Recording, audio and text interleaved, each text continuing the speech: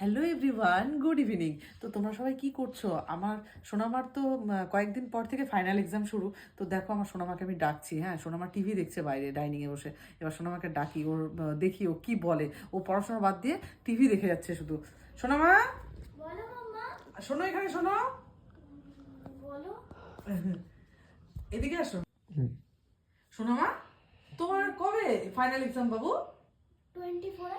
24-এ? তুমি টিভি দেখছো কেন? তুই পড়াশোনা করবে না?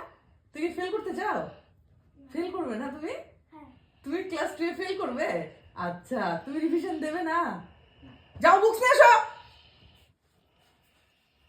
পাকামি হচ্ছে ওর।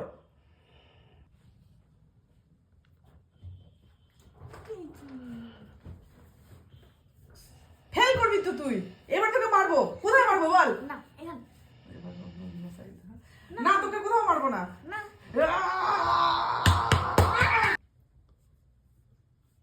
মামা, ফ্রেন্ডদেরকে সবাইকে বলো যে এক্সাম আসলে সব অ্যাট ফার্স্ট বুকসগুলোকে সব রিভিশন দিতে হয় মা, নইলে তো তুমি ফেল করবে।